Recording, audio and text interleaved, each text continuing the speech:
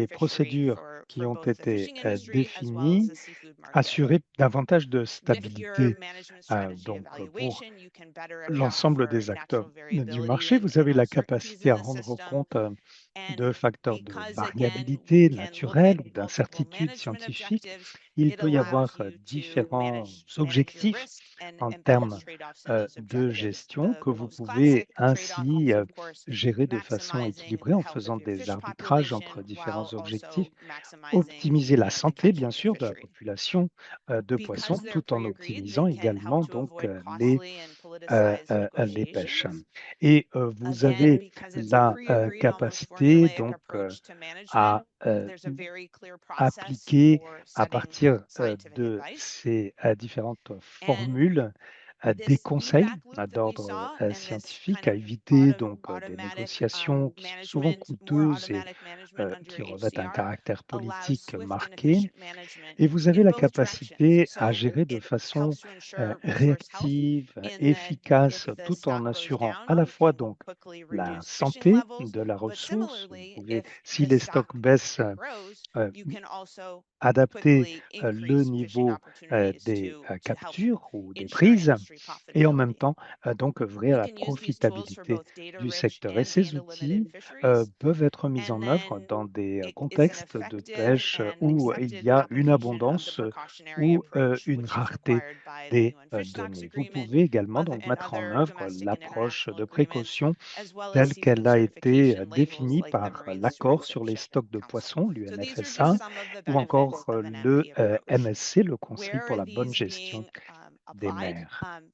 Alors, où est-ce que ces MP, ces procédures de gestion, sont appliquées? Donc, vous avez 5 grandes organisations régionales de gestion des pêches ou ORGP qui sont consacrées au thon. Là, vous les avez à l'écran avec leurs sigles respectifs et vous pouvez observer la façon dont ces ORGP ont pu obtenir des résultats qui sont évidemment parfois contrastés, mais avec souvent donc des procédures qui sont au minimum au nombre de 1 qui ont été adoptées avec donc différentes statistiques. Si on regarde ensuite les procédures de gestion en développement, là, il y a de plus en plus d'espèces concernées. Vous avez donc pour cette année, l'année suivante et l'année d'après, successivement, il y a eu une sélection à l'écran, différents contextes qui sont concernés.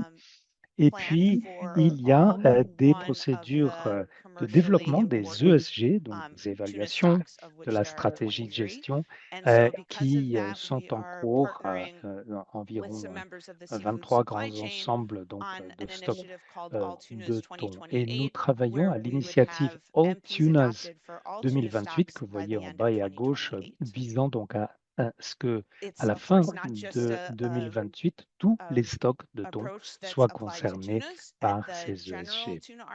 Et bien sûr, cela vaut bien au-delà du contexte du thon, puisque si l'on regarde plus généralement les ORGP, les organisations régionales de gestion des pêches, vous en voyez 2 qui ont des étoiles bleues qui n'ont pas encore mis en œuvre des procédures de gestion fondées sur des ESG. Il y a donc un certain nombre de règles d'exploitation qui s'appliquent, bien sûr, mais qui ne sont pas évaluées en fonction de SG. Donc, vous voyez qu'il y a des acteurs tels que l'Afrique du Sud, la Nouvelle-Zélande, par exemple, qui ont été parmi les pionniers en la matière. Je voudrais maintenant dire quelques mots pour terminer sur notre cours donc de l'Académie numérique consacrée au système donc de procédure de gestion. Et c'est évidemment ce qui nous intéresse ici. Donc vous avez jusqu'à 3 cours par module, un cours d'introduction tout d'abord avec les différents éléments des procédures de gestion qui met l'accent sur les HCR, les règles d'exploitation donc. Ensuite, définition de la vision. Comment décider ce que vous souhaitez arriver à faire grâce à votre MP, grâce à votre procédure de gestion avec les différents indicateurs de performance qui entrent en ligne de compte. Le troisième module, c'est donc l'ESG, l'évaluation de la stratégie de gestion. Le quatrième est assez amusant, donc c'est une aventure, un parcours de formation, si vous voulez. Et enfin, les enseignements à retirer de tout cela en termes de meilleures pratiques ou de bonnes pratiques pour ces différentes procédures de gestion, les avantages et inconvénients que l'on a pu identifier dans ces contextes. Chacun de ces cours prend environ 1 heure à 1 heure et demie. Et si l'on regarde maintenant ce que comprennent ces formations, donc c'est une approche interactive de l'apprentissage fondée sur des scénarios. Donc vous voyez ici quelques personnages à l'écran et en fait, ils vous permettent de suivre à votre rythme les étapes successives de chaque module avec des petites questions, des quiz pour vérifier que vous avez bien suivi, des interactions diverses et variées avec ce que vous voyez à l'écran et cela vous permet d'emporter, d'obtenir plutôt un insigne électronique de la FAO pour confirmer que vous avez terminé le module. Je parlais donc de cette aventure, ce parcours de formation. Là, vous êtes justement un responsable qui est en train de mettre au point une procédure de gestion. Vous avez un navire de recherche que vous pouvez utiliser pour aller explorer ce qui se passe sur le terrain, échanger avec les équipes autour de ce qui se passe donc à bord du navire pour mahi-mahi ou encore pour telle ou telle espèce de thon dans un contexte plus international. Et si vous avez d'ailleurs des enfants, vos enfants aimeront beaucoup, eux aussi, cette aventure qui comporte des vidéos, des éléments d'animation très divertissants. Je voudrais conclure en 2 mots. Donc, nous avons 5 cours, 14 leçons, plus de 6 heures et demie de contenu qui vous permettront d'apprendre à mettre au point et à mettre en œuvre également donc, ces procédures de gestion. Encore une fois, ce sont des cours gratuits qui permettent une certification. Nous aurons des versions françaises et anglaises d'ici le milieu de 2026. Et pour les pays ou régions qui souhaitent obtenir des formations plus adaptées donc à leurs besoins propres, c'est une option qui peut exister. Si vous souhaitez des cours sur mesure, vous pouvez me contacter directement. Je ne manquerai pas de mettre mes coordonnées dans le chat.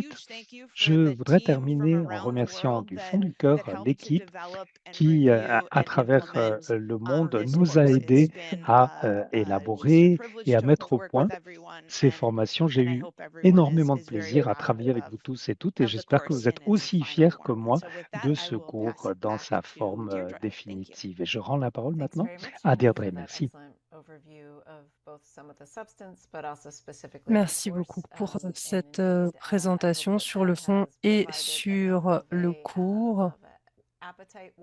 J'espère que cela vous a donné envie de participer à cet exercice.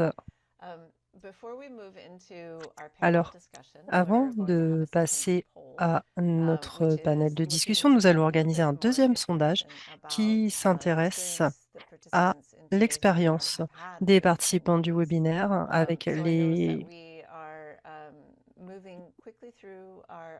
procédures de gestion. Je vois que nous allons assez vite, mais je veux quand même m'assurer que nous avons suffisamment de temps pour les échanges et les questions. Et je me tourne vers ma collègue Constanza pour qu'elle puisse vous présenter le sondage. Et pendant que vous le remplissez, je vais vous donner quelques informations sur les échanges que nous allons avoir par la suite. Le sondage tout d'abord. Alors, je viens de l'afficher, j'espère que vous pouvez le voir. Il y aura 3 questions, encore une fois. La première est une question à choix multiples La deuxième et la troisième sont des questions avec une seule réponse pour en savoir un peu plus sur vous.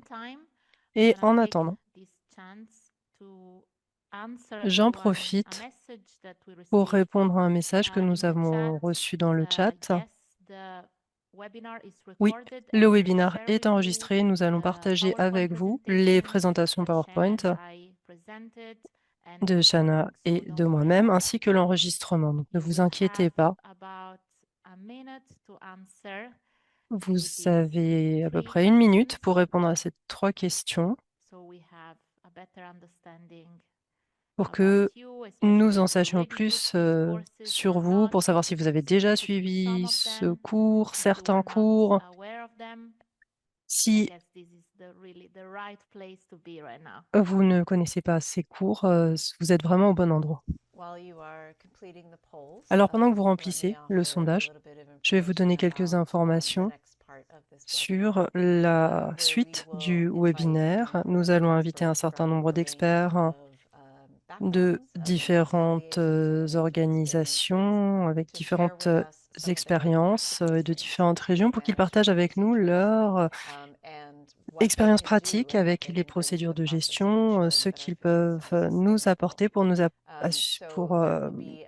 permettre d'avoir des pêcheries durables. Il y aura un certain nombre de personnes qui vont répondre à des questions et qui vont nous parler de leur expérience, des leçons qu'ils ont apprises. Ils auront chacun 3 minutes pour répondre à une question que je vais leur poser. Et puis, comme nous l'avons dit, à la fin, vous aurez l'occasion de leur poser des questions sur tous les sujets qui vous intéressent.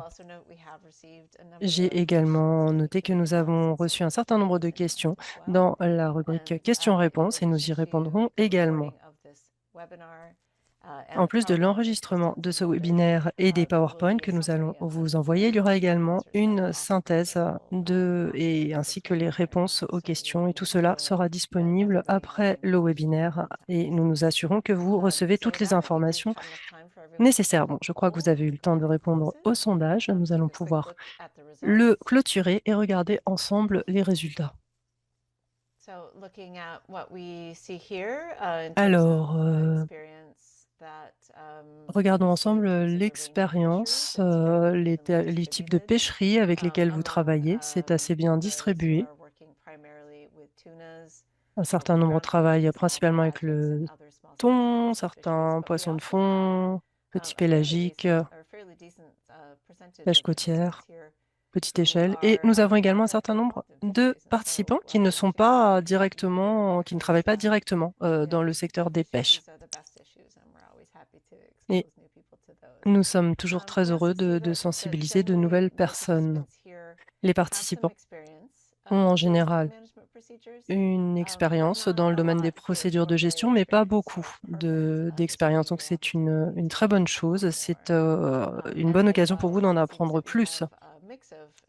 Et également, on a des expériences très partagées en termes d'utilisation de l'apprentissage à distance et de ces cours. Donc merci beaucoup d'avoir partagé vos informations sur ceci. C'est très utile alors que nous allons maintenant parler du fond. Je souhaite la bienvenue à notre premier expert, M. Shingo Ota du ministère de l'Agriculture et des Pêches du Japon. Bienvenue à vous. Le Japon joue un rôle clé dans de très nombreux ORGP. Shingo, comment est-ce que ces procédures de gestion ont permis d'améliorer la confiance et la coopération parmi les membres des ORGP et particulièrement dans un contexte parfois un peu conflictuel et lors de négociations compliquées? Merci beaucoup. Comme vous l'avez dit, parfois les négociations sont très conflictuelles. Par exemple, les taux d'autorisation de capture ont mis beaucoup de temps à être approuvés. Pour le thon, cette question était très politisée. Il y avait c'était très conflictuel. Les conflits ont été soumis à des cours internationales, puis des procédures ont été mises en œuvre et à partir de là, la situation s'est beaucoup améliorée également pour le ton de l'Atlantique. En début des années 2000, l'ICCAT a fixé des TAC beaucoup plus élevés que les niveaux recommandés, ce qui a conduit à une proposition en 2010. Et après cela, l'ICCAT a suivi les préconisations des scientifiques. Ensuite, les décisions de TAC ont encore été compliquées avec les scientifiques qui préconisaient d'être prudents. Ensuite, cela a mené à une nouvelle décision qui a permis d'améliorer la situation. La Commission passait énormément de temps pour décider des TAC et en 2023, la Commission régionale a établi des procédures qui permettaient de ne plus passer autant de temps à fixer les TAC et a pu commencer à passer plus de temps sur des sujets d'importance. Les procédures de gestion et les règles d'exploitation ont vraiment aidé les organisations régionales à fixer les TAC. Les règles et les procédures ont permis d'améliorer la coopération entre les membres des ERGP parce que les membres n'avaient plus besoin de se battre sur les TAC. Le grand défi est néanmoins l'allocation des ressources et également les participants ont parfois du mal à comprendre les règles et les procédures. Il y a quelques semaines, par exemple, j'ai vu des problèmes de communication entre le scientifique et les gestionnaires lors d'une réunion. Les gestionnaires ont dit que les TAC n'étaient pas satisfaisants. Les scientifiques n'étaient pas d'accord et la même chose s'est produite que lors d'une réunion en 2019. Donc, pour conclure, je peux dire que les procédures de gestion et les règles ont amélioré la coopération dans les ORGP. Cependant, les ORGP doivent se mettre d'accord sur les procédures d'allocation parce que sinon, les TAC basées uniquement sur les règles d'exploitation et procédures de gestion ne sont pas suffisantes. Il faut que toutes les parties prenantes soient impliquées, surtout si le MSC va devenir l'outil principal pour le calcul des TAC, des totaux autorisés. Merci Shingo d'avoir bien voulu partager cette expérience et également d'avoir souligné les leçons clés et les défis et problèmes qui ont été rencontrés et en particulier cette question du renforcement du capacité et également de renforcer la confiance et d'assurer une bonne communication entre tous les participants et notamment les scientifiques, les gestionnaires et toutes les parties prenantes. Maintenant, je me tourne vers une autre ORGP qui a eu une expérience dans la mise en œuvre de procédures de gestion. Je me tourne vers Reamos Christian, directeur exécutif de la Commission des pêches du Pacifique de l'Ouest et central. Alors, la question que je voudrais vous poser, cette région contient les stocks de thon parmi les plus importants du monde. Comment êtes-vous arrivé à un équilibre entre les objectifs de conservation et les priorités socio-économiques des petits États insulaires en développement?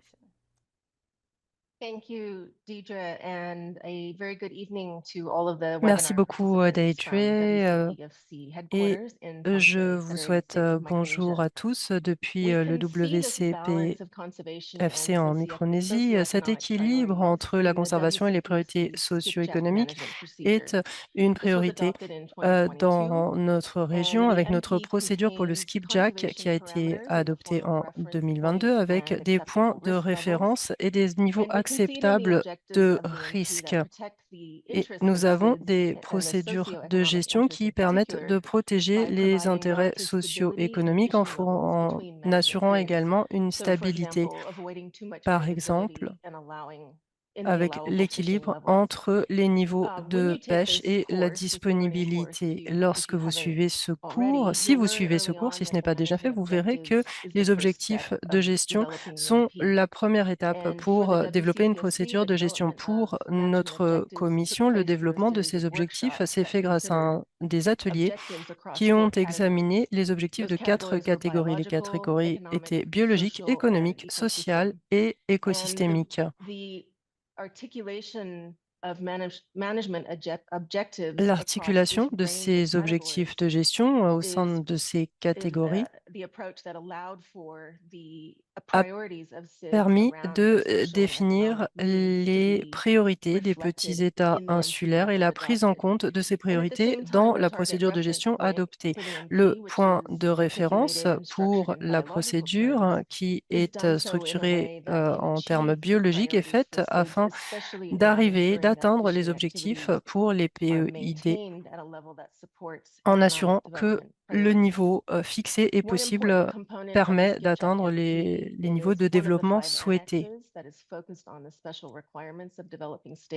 Ces procédures se basent sur les nécessités, les besoins des petits États insulaires pour que la charge ne soit pas trop lourde à mettre en œuvre pour ces petits États. Et les procédures de gestion prennent également en compte des circonstances exceptionnelles lorsque les attentes ne sont pas atteintes, les changements de stock, l'abondance des changements peuvent exiger des changements de la procédure de gestion. Tout ceci est mis en œuvre avec une stratégie de contrôle pour s'assurer que la procédure de gestion est mise en place correctement.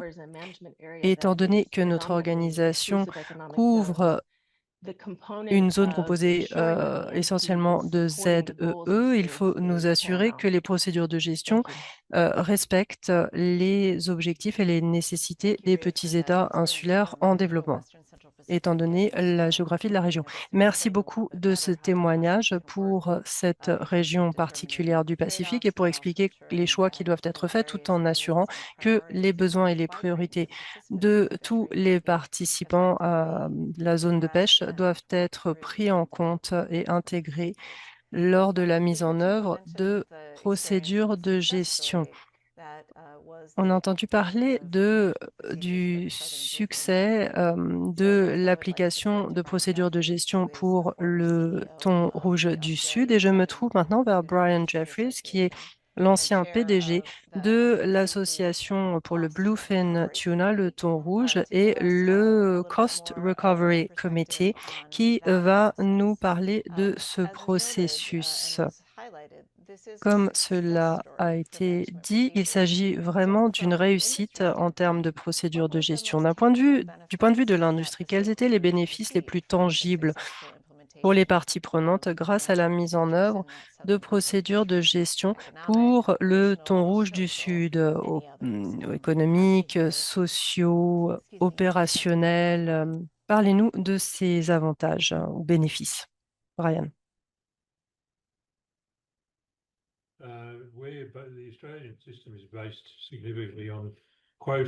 Le système australien se base sur des quotas qui servent de référence pour la pêche du thon en Australie.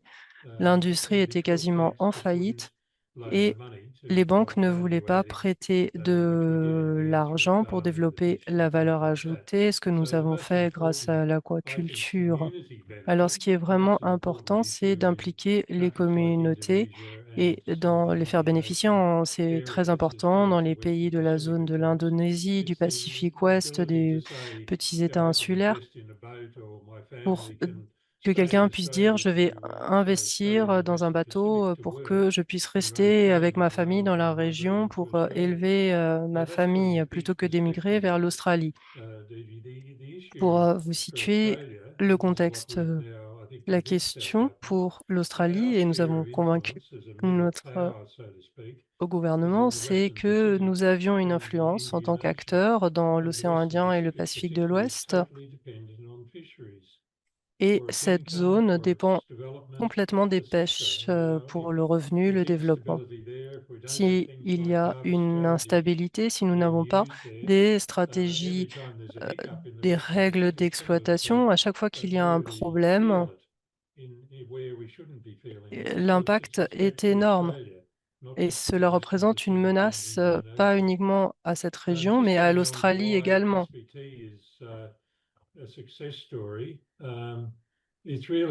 Vous avez parlé de success story et c'est dû à la taille. Nous, en tant qu'animaux politiques, nous avons fait la bonne chose en 2011. Comme l'a dit notre collègue japonais, nous sommes vraiment appuyés sur les données scientifiques et c'est l'un des problèmes que l'on a en Australie parce qu'on met en place des systèmes dans toutes les pêcheries, dans tous les États et ça peut coûter cher et il faut qu'il y ait un retour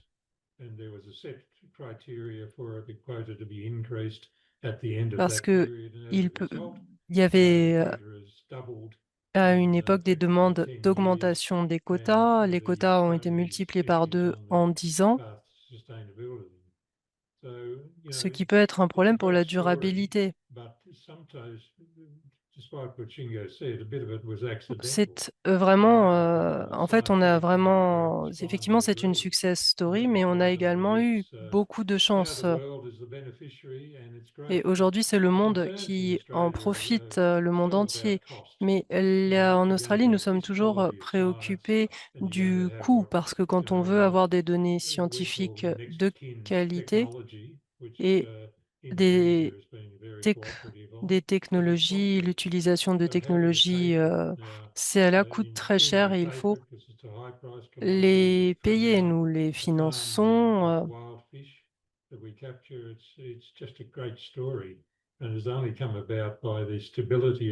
Et cela a été rendu possible également et principalement grâce à la stabilité des quotas et cela a assuré la stabilité du système. C'est une belle histoire. L'évolution du MSC, c'est également un grand pas en avant pour toutes les pêcheries et c'est ces systèmes ne marchent que si le système autour les soutient. Le Japon a coopéré, les États-Unis aussi.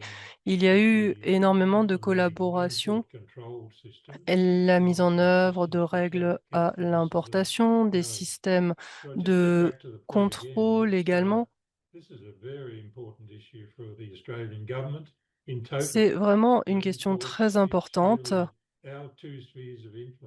pour l'Australie, pour la stabilité de la région. L'Indonésie envisage de développer ce système et utiliser ce système de quotas plus largement. Donc, quel que soit le point de vue, c'est de l'intérêt de l'Australie en tant que pays de la zone de promouvoir ce type d'approche. Je voudrais également dire que lorsque tout ceci a été mis en œuvre,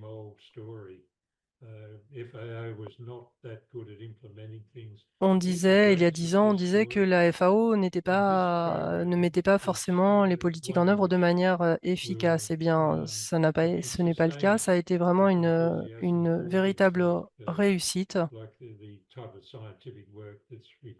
et en particulier pour le travail scientifique qui est nécessaire. Donc, je voulais dire merci beaucoup et félicitations pour tout ce programme de certification. Merci beaucoup, Brian. Merci pour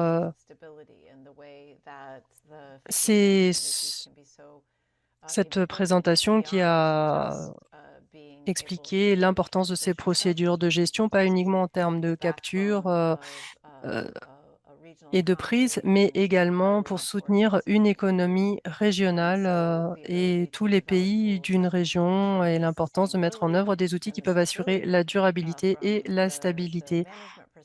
d'un point de vue de gestion, mais également du point de vue de l'industrie. Bien, nous allons passer à un autre océan, l'océan Indien. Nous avons le plaisir d'accueillir Hussein Sinan, qui est directeur général au sein du ministère des Pêches et des Ressources océaniques de la République des Maldives. Les Maldives font partie des pays de la région qui dépendent très largement pour leur sécurité alimentaire et pour les moyens d'existence de la pêche au thon. Et nous savons que les procédures de gestion ont été mises en œuvre avec succès. Comment est-ce qu'elles ont contribué à la planification à long terme et à l'atténuation des risques pour les pêches des Maldives? Et comment est-ce que nous pouvons, grâce à ces modules de formation de l'Académie numérique de la FAO, appuyer les efforts des ministères pour préparer les négociateurs, les analystes et les décideurs à apporter une contribution efficace en fonction de ces procédures de gestion? Eh bien, merci beaucoup. Effectivement, nous avons quelques 20 000 emplois. C'est quelque chose d'absolument énorme pour les Maldives, pour son produit intérieur brut, son économie globalement, que la pêche au thon. Et donc, je crois que c'est là l'une des grandes raisons qui font que nous avons travaillé avec la Commission des thons de l'océan Indien.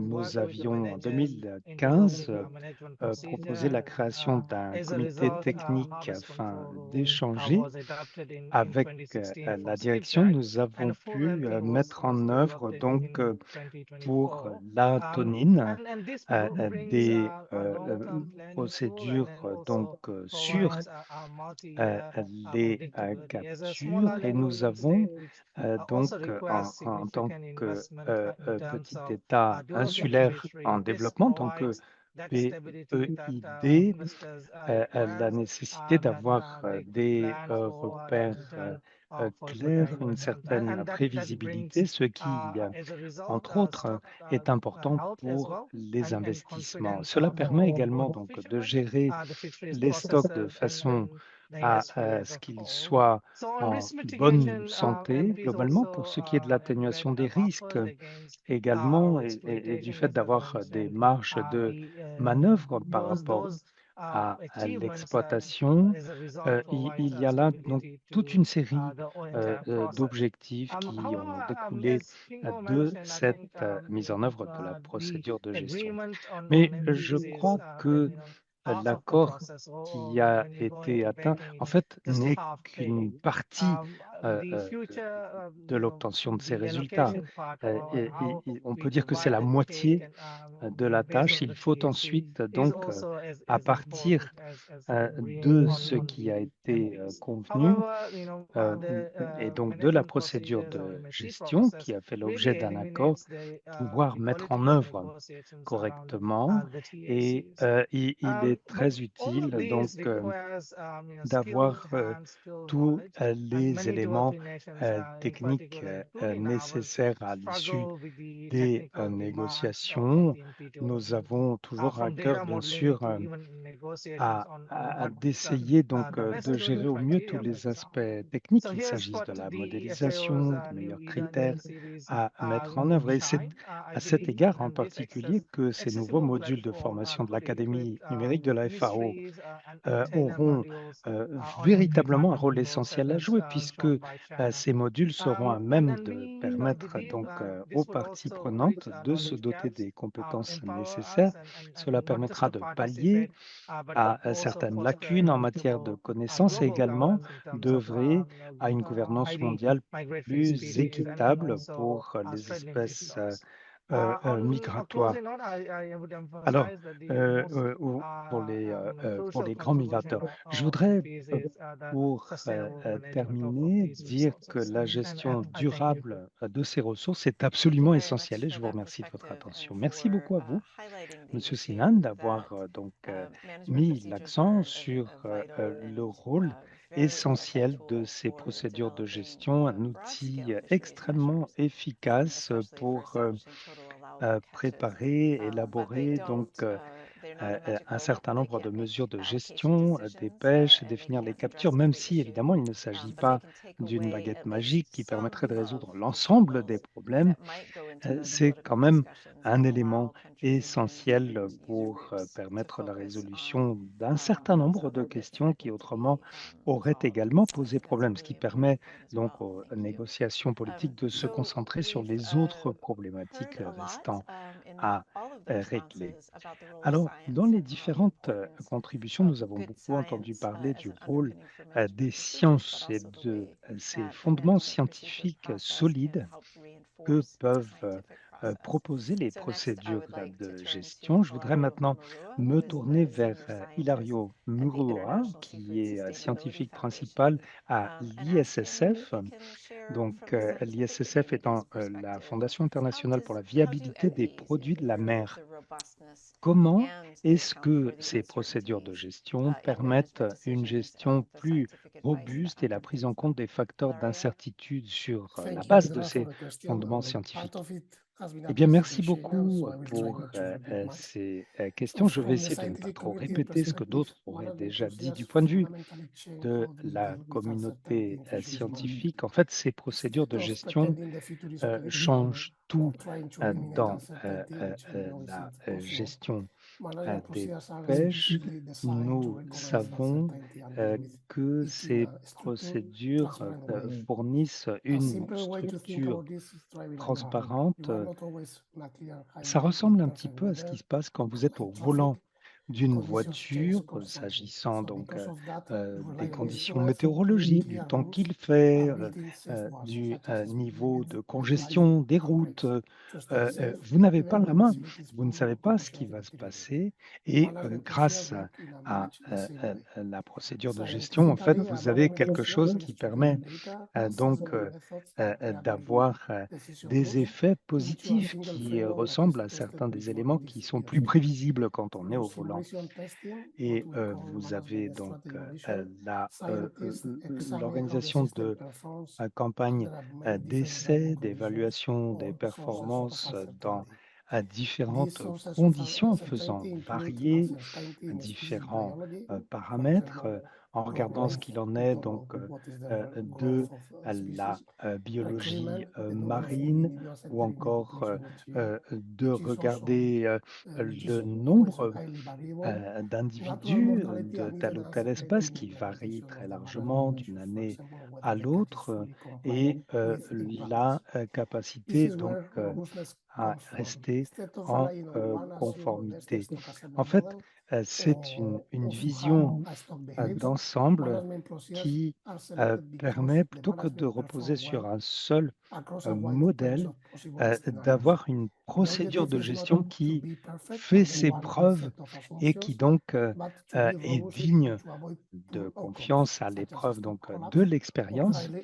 Et l'on peut ainsi éviter qu'il y ait des phénomènes de perte massive de stock ou d'autres phénomènes non souhaités de par cette capacité donc à ajuster les approches en, en adaptant donc les stratégies de pêche aux besoins.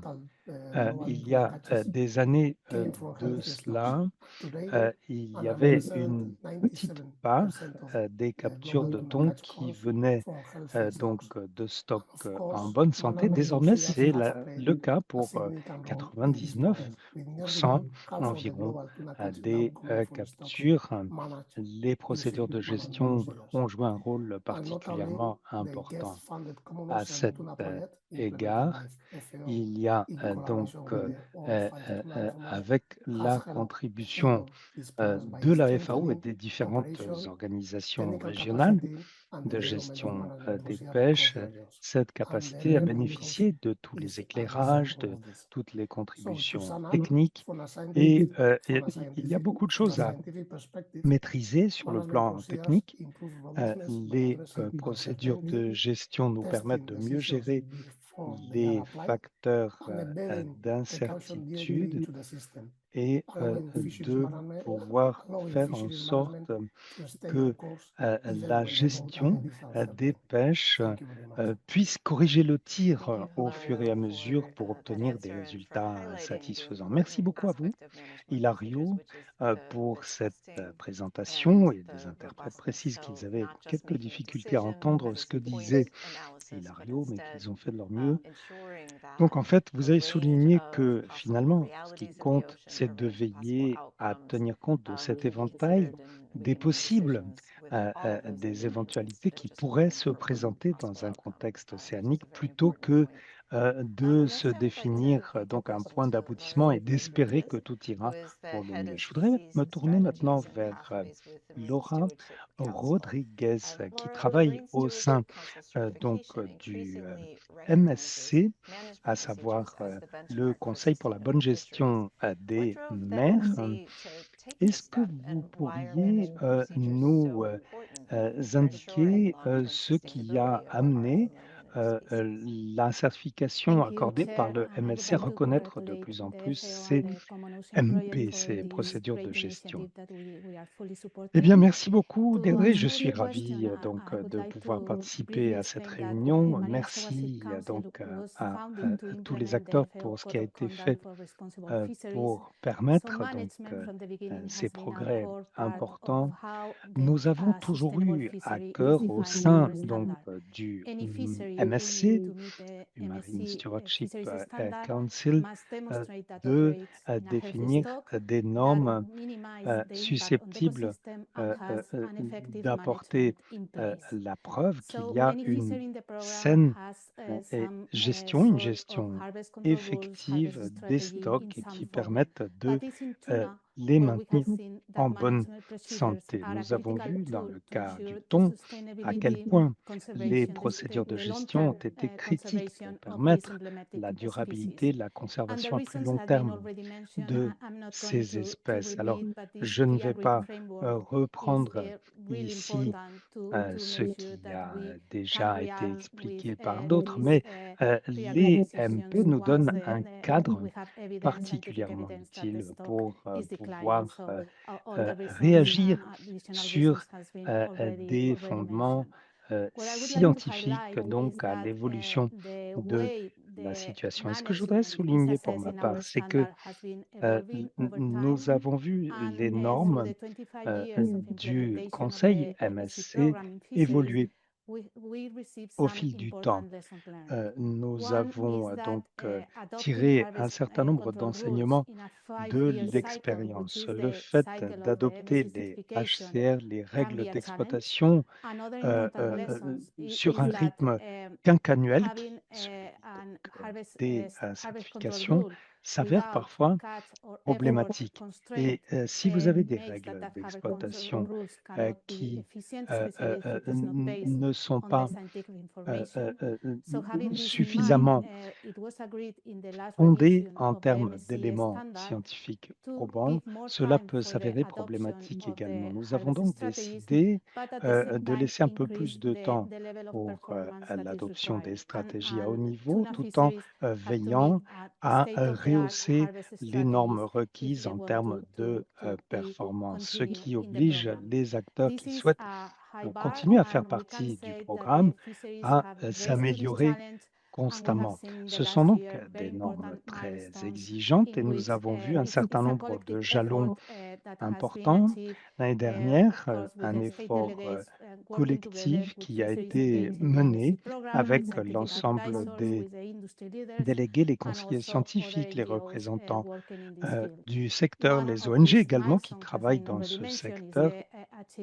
Et bien sûr, l'un des jalons a été l'élaboration de ces stratégies propres à la tonine pour le Pacifique central et occidental, procédures de gestion pour le thon albacore également, et les procédures mises en œuvre au sein de l'ATTC, donc l'une des organisations régionales avec ces normes concernant le thon albacore qui ont été adoptées récemment. Et il est très encourageant de voir les progrès accomplis. Et pour ce qui est du thon, nous avons plus de 60% des principales espèces concernées par des captures de taille industrielle qui sont concernées avec, encore une fois, donc cette part écrasante des captures de thon qui viennent de pêches bien gérées. Il est très important que l'on continue de travailler avec les différentes organisations régionales de gestion des pêches, les ORGP, et de continuer également à fonder les décisions sur des considérations d'ordre scientifique. Alors, l'EMSC que je représente reste très engagé pour continuer, donc, de par les outils de certification que nous proposons, le programme des trajectoires pour les espèces, par exemple, de continuer donc à œuvrer à des niveaux de performance toujours meilleurs. Nous avons, par exemple, avec l'albacore de l'Atlantique Sud, désormais de nouveaux projets. Nous sommes très optimistes quant à la pertinence donc, de ces outils de formation à distance proposés par l'Académie. Merci beaucoup à vous, Laura, pour cet éclairage mondial. Nous allons passer à une perspective plus régionale, cette fois avec Bernal Chavarria, qui est avocat et coordonnateur au sein de l'OSPESCA, donc l'Organisation du secteur des pêches et de l'aquaculture de l'Isthme centra-américain, avec toute une série de pays de cette région dont les capacités, les priorités, la gouvernance peuvent varier ou diverger.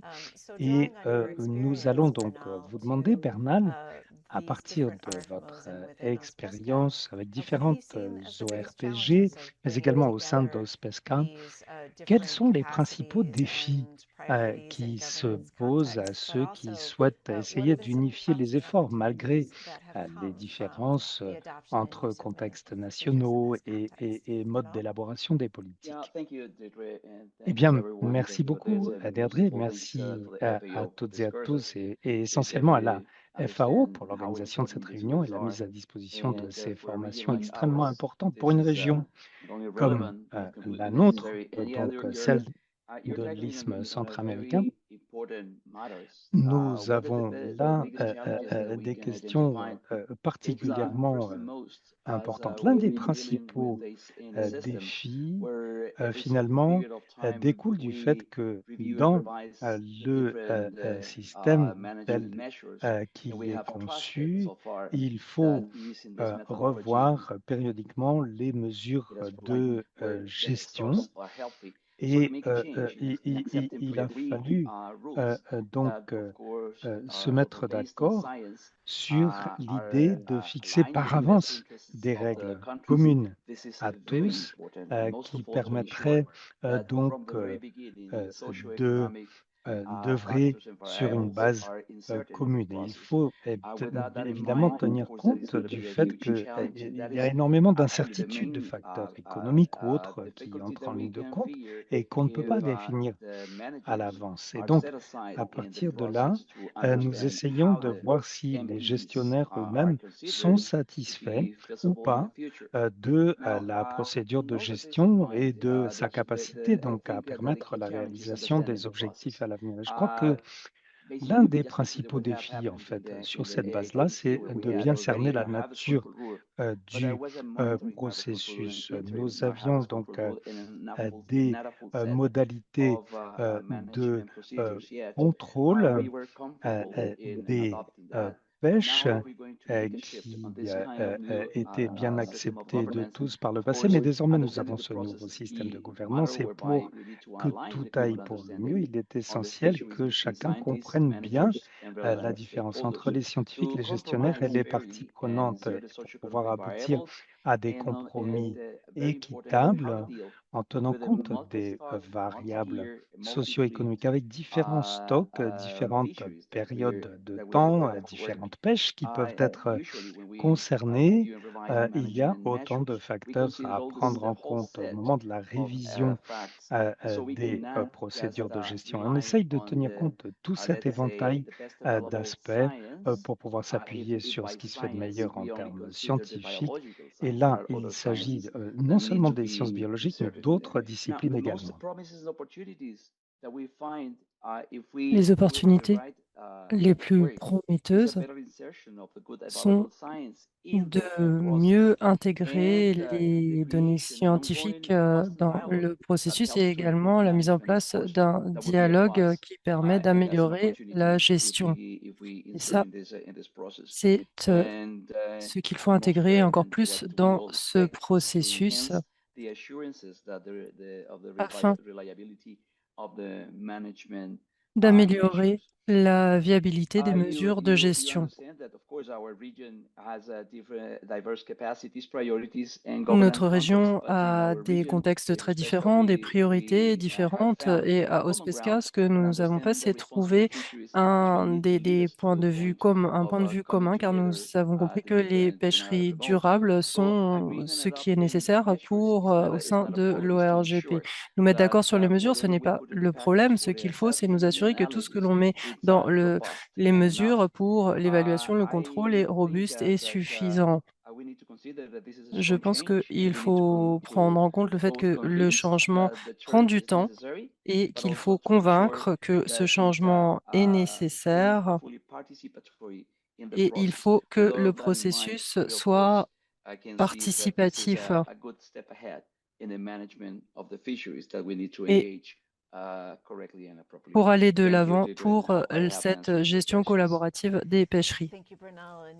Merci Deirdre.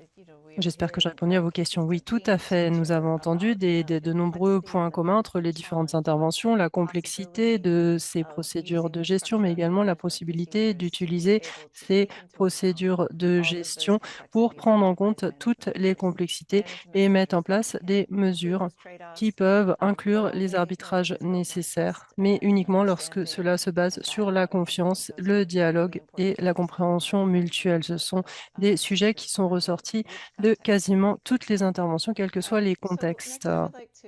Maintenant, je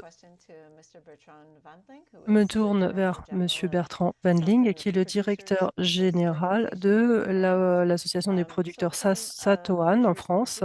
D'un point de vue d'un producteur, pour en revenir à cette question de la stabilité et de la prévisibilité, qu'est-ce que cela veut dire pour les entreprises qui opèrent dans le cadre de plans de gestion pluriannuels? Et comment pensez-vous que ce cours de la FAO peut aider les organisations de producteurs à mieux comprendre la science et à participer de manière plus proactive dans le processus de développement de ces mesures de gestion? Bertrand.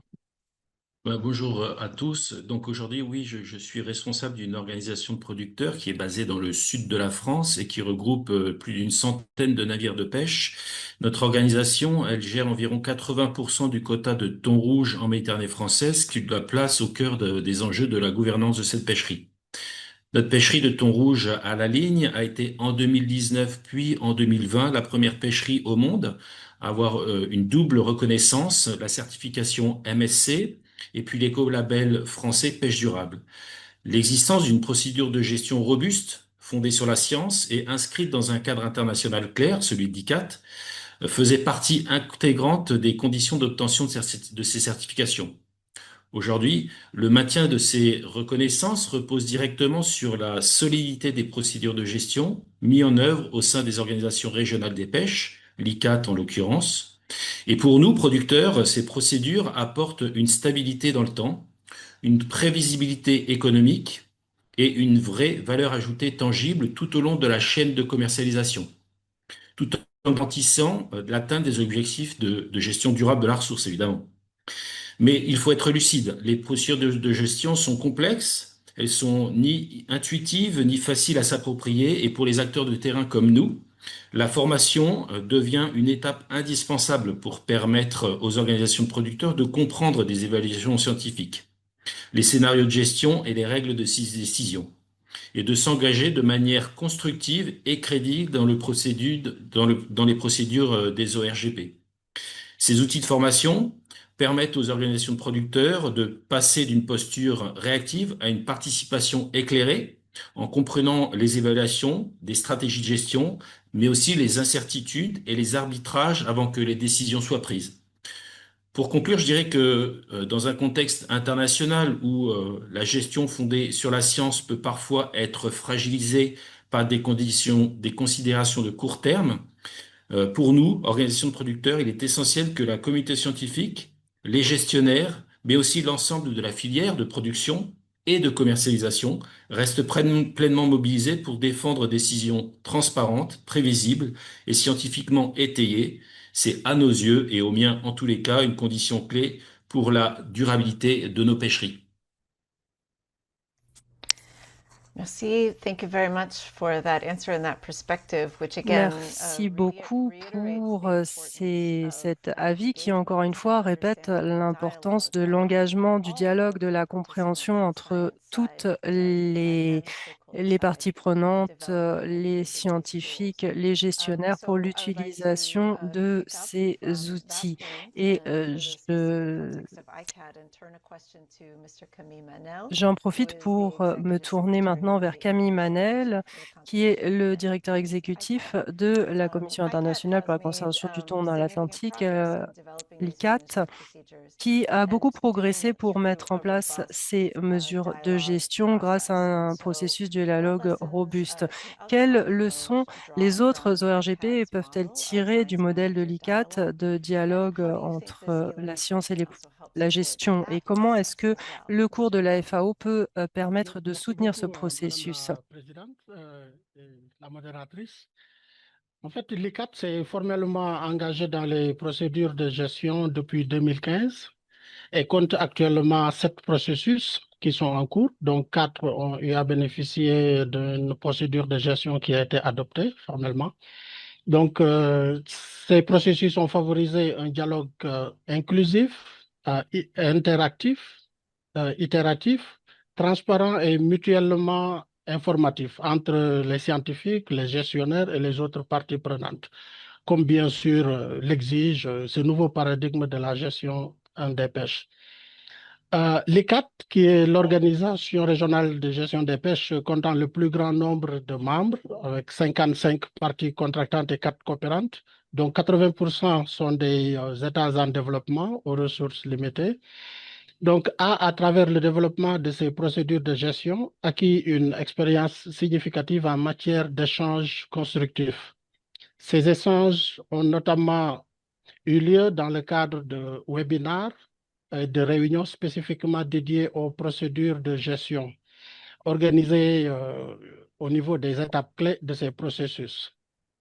En particulier, le développement de la procédure de gestion du thon rouge de l'Atlantique Est et de la Méditerranée a permis des acquis majeurs qui ont servi de référence à d'autres processus. C'est pour dire qu'il faut s'appuyer sur un processus qui a longtemps maturé et qui a eu à aboutir avec succès, bien sûr, depuis 2022.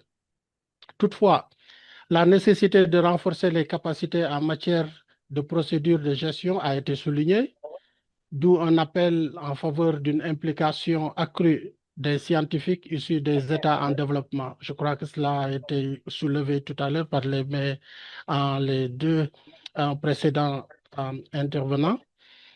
Par ailleurs,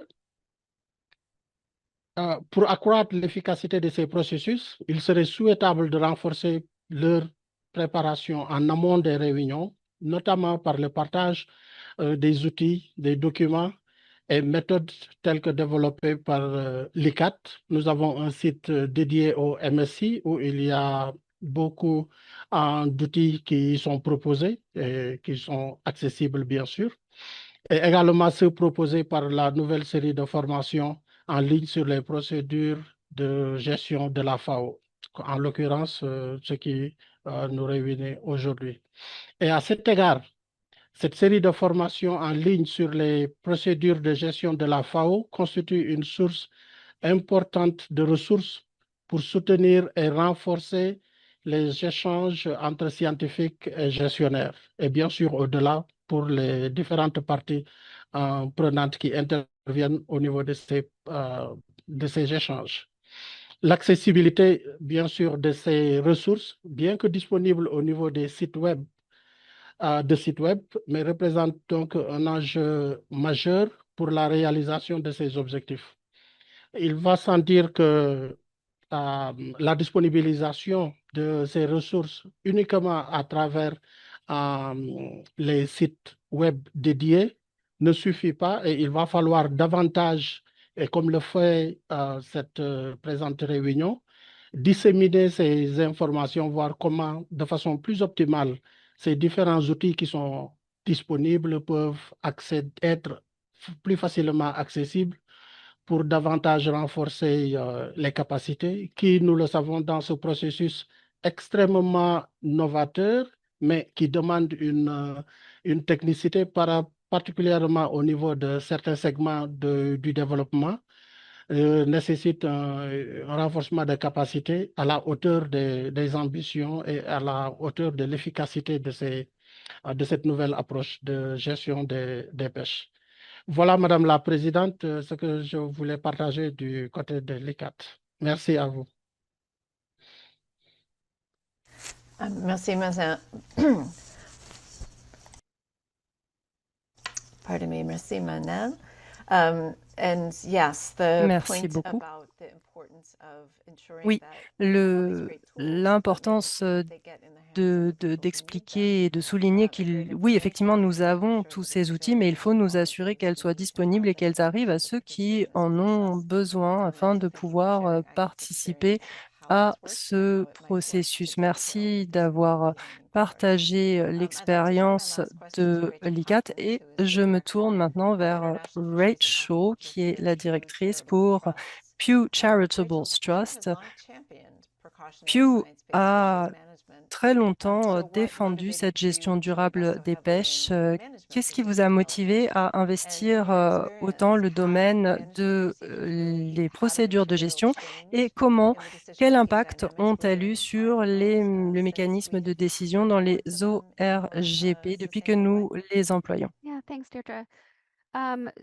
Oui, merci About a beaucoup, decade ago, Deirdre. we became Alors, really interested in effectivement, il y a harvest une dizaine strategies and management d'années, procedures, nous and began avons trying to advance them in a wide véritablement variety of our farms commencé à nous for a pencher vastly sur different set of fisheries. cette question des procédures de Why? gestion Because we were et à voir interested in its ability comment to improve the way améliorer les fisheries were choses, car managed, il and with nous that a improve the semblé health of the qu'il y avait ocean donc de more par broadly by cette embedding approche, la science, capacité à making mieux the préserver decisions more la santé efficient, des more stocks, la transparent, santé des everything my océans, à être fellow plus panelists have efficace, plus discussed, more transparent, bref, stable. tout ce que And d'autres now, orateurs ont just déjà like souligné we've au heard fil de today, cette those benefits are réunion. really playing out in Et practice l'on in the voit RFOs les where retombées MPs se have been concrétiser developed. véritablement ces derniers Shingo temps mentioned this suite at the beginning of à our tous ces efforts de conversation. mise en œuvre. Alors What's Shingo really parlait interesting to au us début and de powerful is the la réunion efficiency de that cette what the efficiency of management procedures efficacité has unlocked at des RFOs. So now that managers aren't having procédures to spend de so much of their time gestion debating quotas, they can pour turn their les attention to other really ORGP. pressing Les issues. gestionnaires So ne sont things plus like how do we obligés address the d'être impacts of obsédés climate par change? les How do quotas. Ils we peuvent improve réfléchir à d'autres compliance? How do questions, we les effets du rebuild changement stocks that climatique, les traditionally have questions de received less conformité, attention?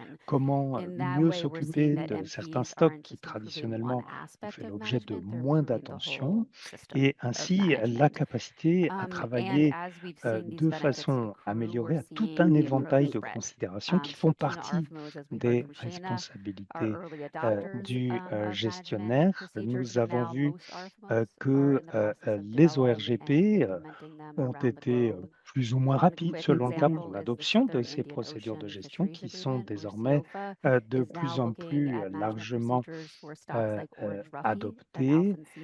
La CIOPA, par exemple, a de plus en plus à cœur de travailler sur certaines espèces telles que le Bérix, par exemple. Et cela permet d'aller plus loin grâce aux procédures de gestion. Je crois que, en définitive, tout acteur peut contribuer à ce que les procédures de gestion puissent véritablement être adoptées, se concrétiser. Il y avait très peu d'acteurs il y a encore une dizaine d'années environ. Peut-être que Michael Jeffries se souviendra d'une question qui lui avait été posée il y a des années sur la façon d'élaborer et de mettre en œuvre ces procédures de gestion, alors qu'aujourd'hui, nous avons désormais à notre portée ce programme de formation proposé en ligne par la FAO avec la Common Oceans Project, le projet sur les océans communs. C'est quelque chose qui est l'illustration même de la façon dont on peut désormais gérer de façon modernisée les pêches. Eh bien, merci beaucoup à vous, Rachel. Je voudrais remercier tous et toutes les intervenantes de cette réunion pour les éclairages particulièrement intéressants que vous nous avez proposés. Nous avons un certain nombre de thématiques qui ont été soulignées de différents points de vue, avec cette convergence autour du renforcement des capacités, de la compréhension et de la confiance. On voit à quel point nous avons vu les différents orateurs et oratrices souligner l'importance du rôle de la FAO et de ces nouveaux modules d'apprentissage en ligne. Malheureusement, nous n'allons pas avoir le temps pour la séance de questions et réponses, mais ne vous inquiétez pas, nous allons pour autant prendre bonne note de chacune des questions posées. Nous vous invitons également, si vous avez des questions supplémentaires, à les envoyer à l'adresse suivante info@harveststrategies.org et nous mettrons l'adresse mail dans le chat également.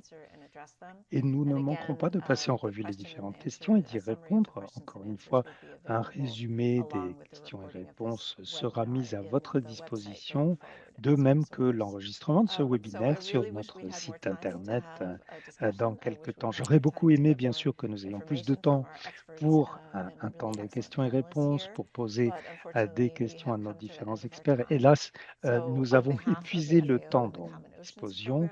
Au nom de la FAO et du programme Common Oceans, je voudrais donc remercier encore une fois tous nos orateurs, nos oratrices pour leur contribution si précieuse et remercier également tous les participants qui nous ont rejoints depuis le monde entier. Merci de votre implication, de vos questions mûrement réfléchies et je voudrais également remercier le Fonds pour l'environnement mondial pour son soutien au projet ton de notre programme Océan commun qui a rendu possible cette manifestation. Nous allons à nouveau afficher le QR code à l'écran que vous pourrez capturer pour avoir accès directement à toute cette série de modules de formation proposés par l'Académie numérique. Nous ne pouvons que vous encourager à parcourir ces contenus, à les partager, les diffuser auprès de vos collègues. C'est là un outil pratique pour le renforcement des capacités, pour des prises de décision éclairées et ce qui est évidemment le plus important pour l'utilisation concrète de ces procédures de gestion. Nous allons vous envoyer un petit questionnaire de satisfaction que vous pourrez donc compléter pour nous permettre de continuer à améliorer nos prestations. Je voudrais féliciter, remercier également tous ceux qui ont contribué au fil des années à l'élaboration et au perfectionnement de ces modules. Nous avons bien sûr des équipes qui ont évolué au fil du temps, des équipes qui travaillent également à la traduction, à l'adaptation vers le français, vers l'espagnol. Merci encore à vous tous et toutes de nous avoir rejoints et nous serons très heureux de vous retrouver à l'occasion d'une prochaine initiative de apprentissage de l'Académie numérique de la FAO. Merci, si vous le voulez bien, de consacrer quelques instants à ce bref questionnaire et je vous remercie tous et toutes une dernière fois en vous souhaitant une excellente journée.